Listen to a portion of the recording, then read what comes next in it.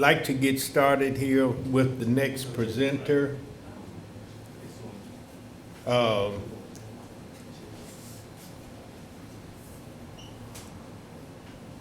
Now, next presenter for today is Dr. Lee Williams, is a very good friend of mine and the museum.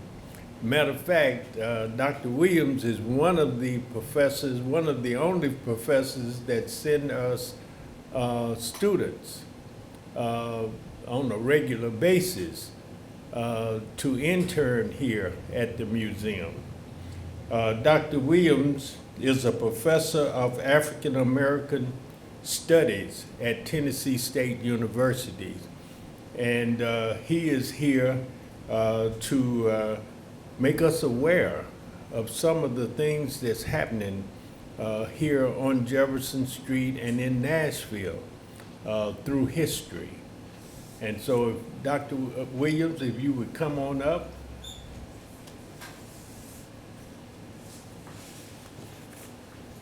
Thank you. Okay, good afternoon.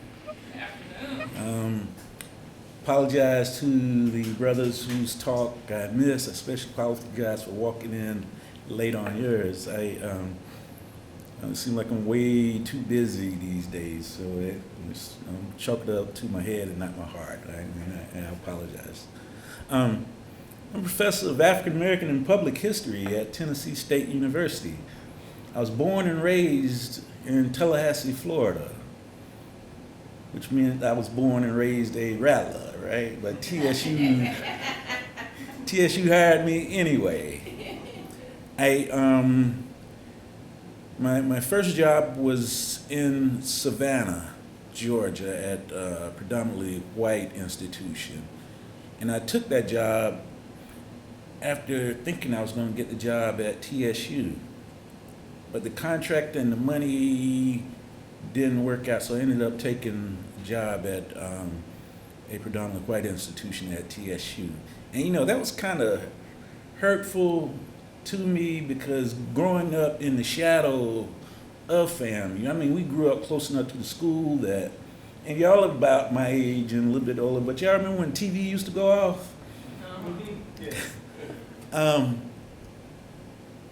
We in my house we never get to like 11:30 to hear them play the national anthem and nothing like that. My dad cut TV off at 9:00. So what my brother and I would do, we would raise the window, and we lived close enough to campus that we could hear the band playing, right? And I didn't think about this until much later on, that we were serenaded by the university every single night growing up. And to make it a little bit deeper, we were born on that campus. A Nashvilleian who was here at TSU was an administrator named George W. Gore. He left Nashville in 1950 and built a hospital where all of the black babies from like 1950 to about 1971, all of us was born on that campus. And all of us were smacked on our rear ends by a doctor that graduated from Harry Medical College. So I said all that to say this. I've had a very deep and very profound relationship with people from Nashville before I even recognized them. So I took that job in Savannah, and I did my thing there, and I had a good time, but I was one of only 3 black males at that whole campus, and we had about 9,000 students there. But I did my best. I learned the game and how academia was played. Then Dr. Levitt, y'all remember Dr. Bobby Levitt? He called me and asked me to take another look at TSU. And it worked out because I wasn't the same professor in 2008 as I was in 2003. So I said, yeah, I'll come up here, but y'all this is the number I want. And I want all my kids to go to college for free. So we went back and forth, and they said they would pay for half of the students of my kids' school, so that was cool. And TSU gypped me out of $50 on it, and that's where y'all read your contracts closely, man, because like, they got me that $50, but I got it back because I always take some at our events. But being in Savannah made me realize what it was about history that was important to me, right? Because I became interested in history by listening to my parents, well, mostly my daddy, tell stories about this little small community y'all ain't never heard of in Southwest Georgia. And some of the stories would be amusing, some of the stories would challenge your credibility, but I would listen. And this is what attracted me to history, my people, ordinary people. And I understand we like to talk to famous people, we like to talk to big shots, but there's more ordinary folks out there than there are big timers. So that's who I wanted to talk to. So I began to work with people in the Gullah Geechee community while I was there, the people that was oftentimes at the margin of society. I went to a church where everybody was Gullah except for me. And I couldn't hardly understand them at first, but they did have some words that I recognized, right? And then after a while, I started listening to them and started making sense to me. One mother at the church told me if I kept on eating that Savannah red rice, it would become perfectly clear to me. But the language transformed from being something that was confusing to something that was beautiful. It was almost like they were singing to me every time they spoke to me. So what does that have to do with me being here? I came here in 2009, and I was like, okay, I'm going to get engaged in the community in a way that they didn't train us to do when I was getting my doctorate, right? So I went to all of the churches here in North Nashville. I remember I had one of my students working with me on a project. I said, okay, we're going to put a database together of all of the churches here in North Nashville. That thing ain't done yet. So but I went to the churches, which meant I went to a lot of weddings, I went to a lot of funerals. I was there fellowshipping with them. I was there in the moments of joy, and I was there grieving with them when things weren't going too well. Then I started going to the barbershop, and I think this is where I met Mr. Washington for the first time. Back when I had hair, I would go to, y'all remember JT Smith's barbershop? I would go there to get my hair cut. And I realized that space, and the brother here probably can attest to this, they do more in those spaces than just cut hair. Those spaces are places where we socialize. They are places where lessons are taught and learned. They are archives of our history. So when I started paying attention to Jefferson Street in North Nashville, the first project that I worked on, I was part of the project that did the Gateway to Heritage. Y'all know down there where the bridge is? Now I did tell them when I was there that parking was gonna be terrible down there, but I was new and they ain't listening to me, so, but parking is terrible there. But I wanted to tell the story of this community, but tell it from the outside, from the inside out. That makes sense, because if I was doing y'all's history, if I was doing the history of your family, first person I need to talk to would be you. So I began working like that. I began trying to magnify voices that had been marginalized. And people got to know me, and that was, I think, the most important part of it, because I wanted to be able to walk into a room and say, okay, there go Lee Williams. not cooling water, Lee Williams, right? But he that professor at TSU, and he's helping us to tell our story. So when I found out Mr. Washington was doing this here, it was like, I was like, all right, I don't know this man very well, but I'm gonna see if he needs some help. And if he does, I'm gonna say yeah anytime he reach out to me.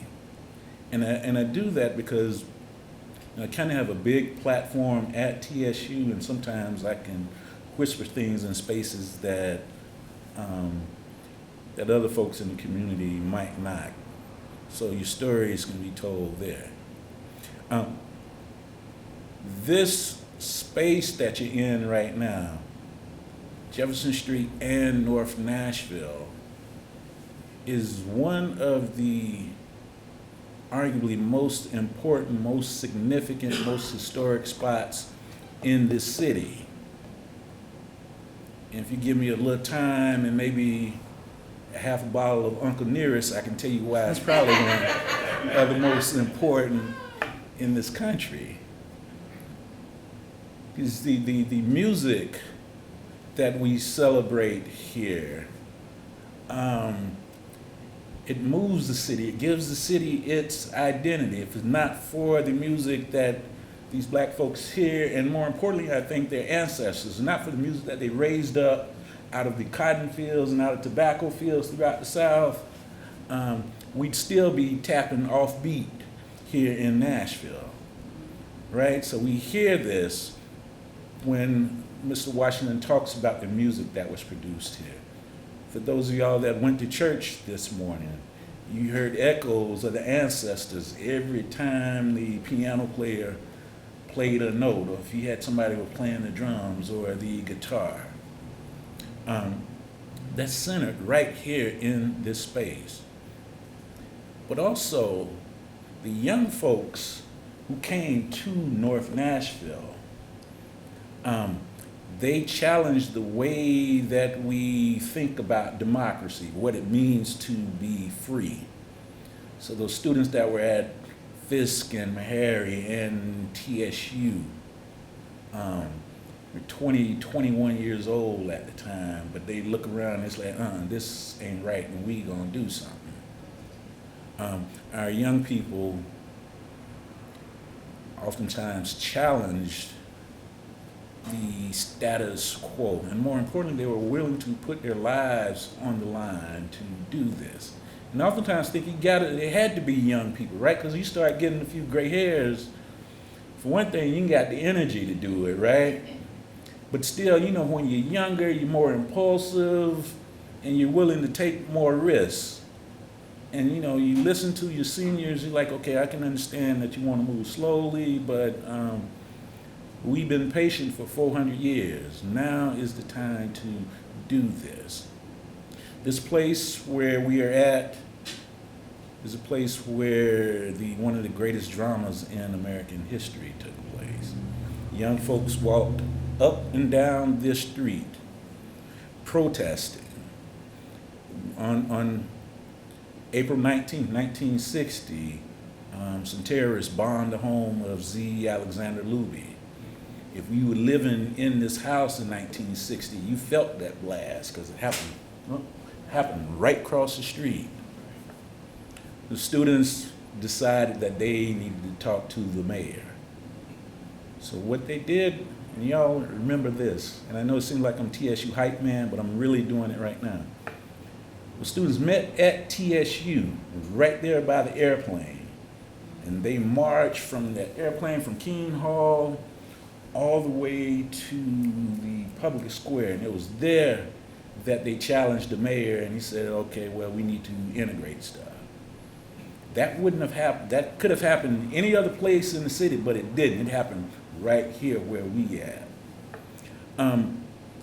During the Freedom Rides, when the Freedom Rides seemed to stall,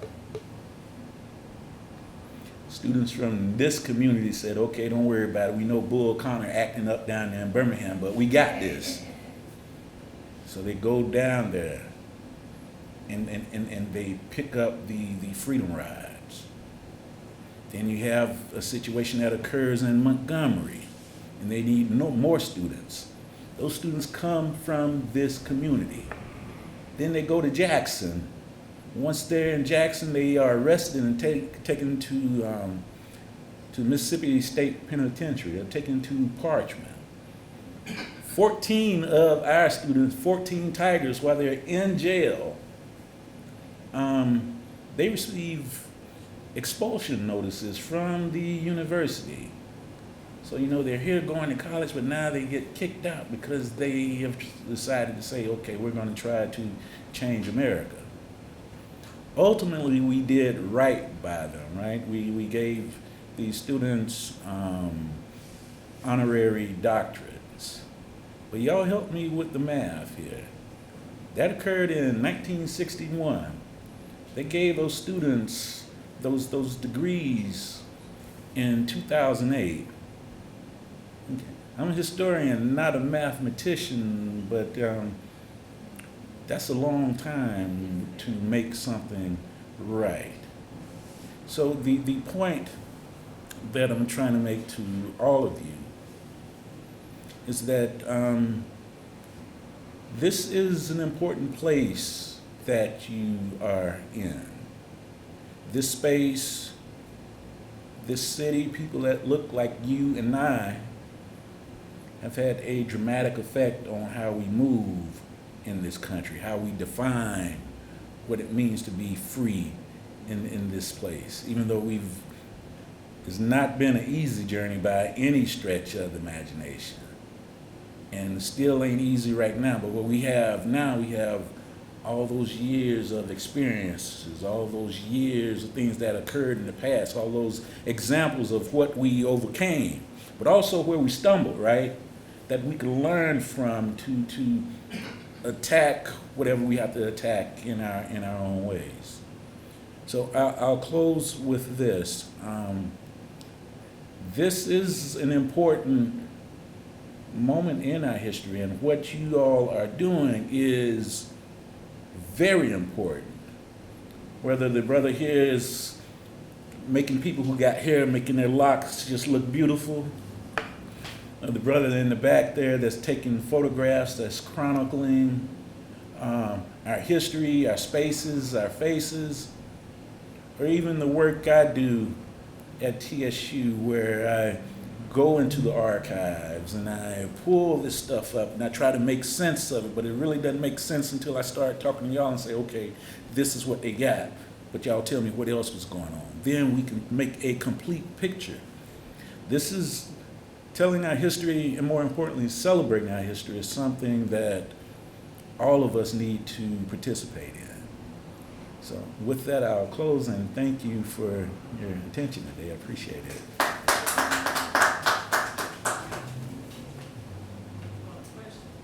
Oh, go ahead. I was looking at the brother with the camera.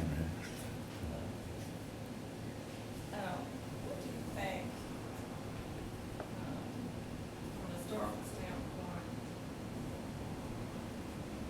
the result of the upcoming election from Biden and Trump and the Trump court case? Even though he's a felon, he can still run for president. But what do you think right now the outcome might be? I'm a historian, so I'm skilled at looking backwards and not forwards. But I'll give you some gospel according to Williams here. In grad school, one of the things I did was I helped people who had been convicted of felonies, helped them fill out the paperwork to get their civil rights restored. And most of the time I failed miserably, not because because I could go through the paperwork, I could set it up, and I knew that was done right. But the paperwork wasn't really the thing. We still had to get the approval of a board of people who were determined that these folks weren't going to vote.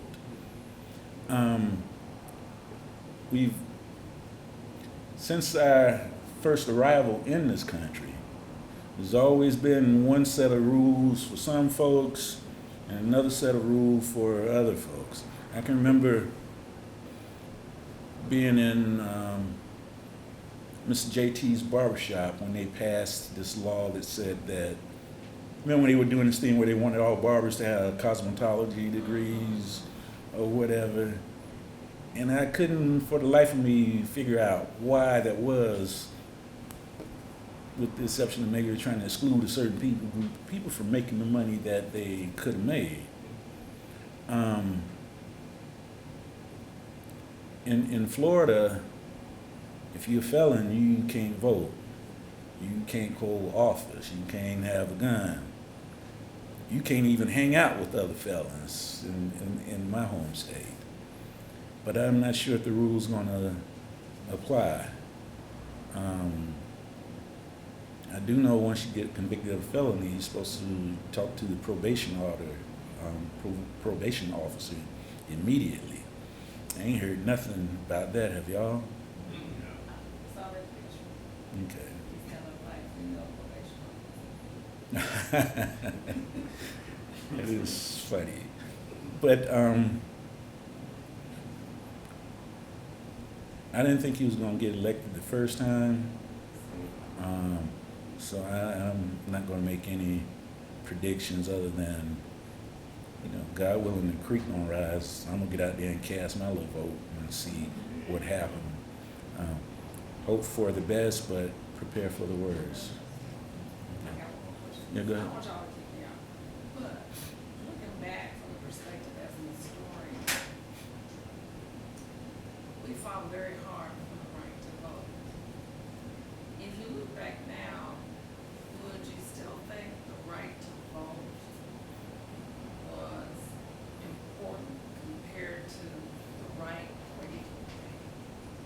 For equal pay,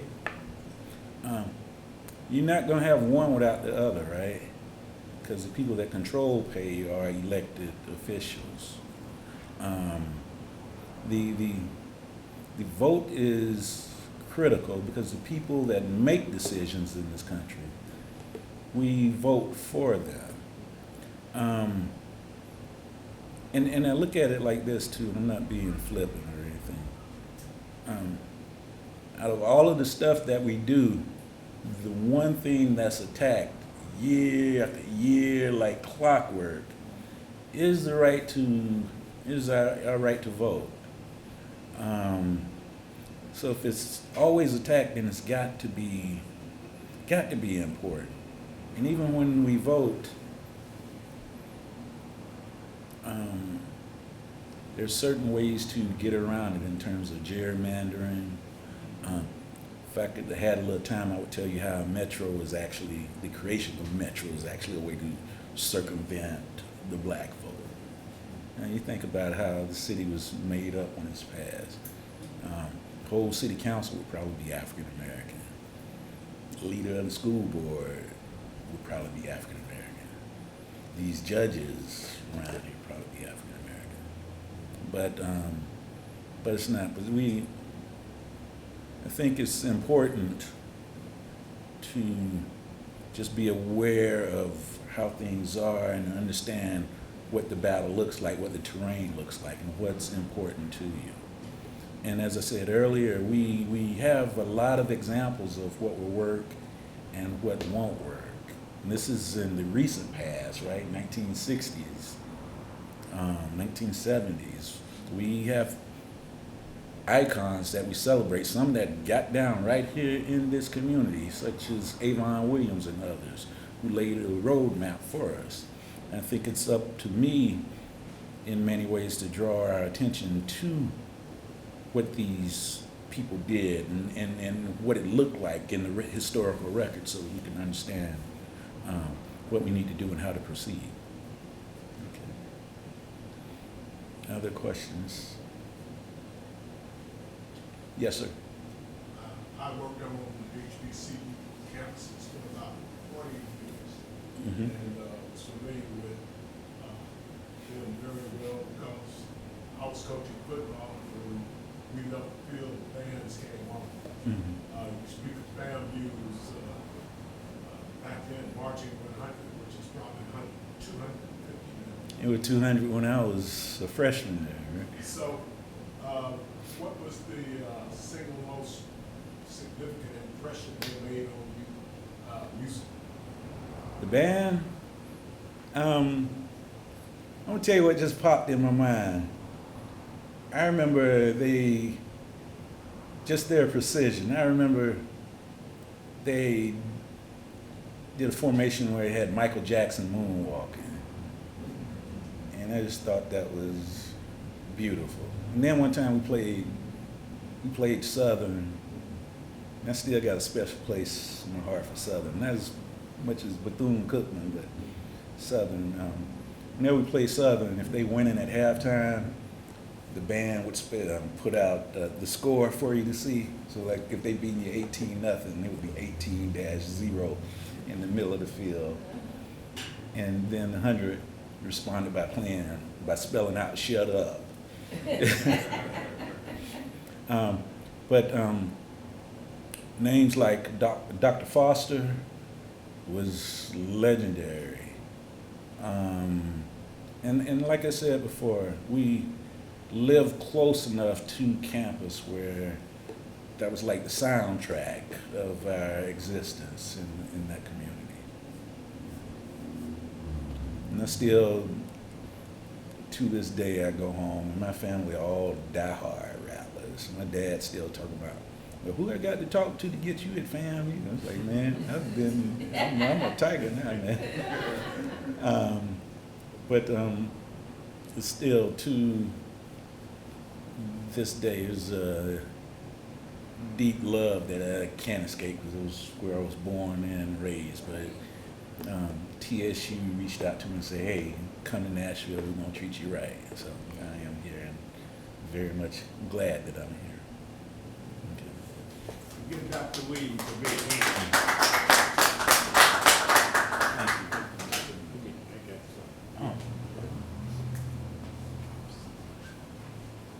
Dr. Williams, the Jefferson Street Sound Museum would like to present this certificate to you in honor of the museum, the Jefferson Street Sound Museum, in celebration of men, is what this event is about so far. And I would like to present this to you. Thank you. This is an esteemed honor. Thank you.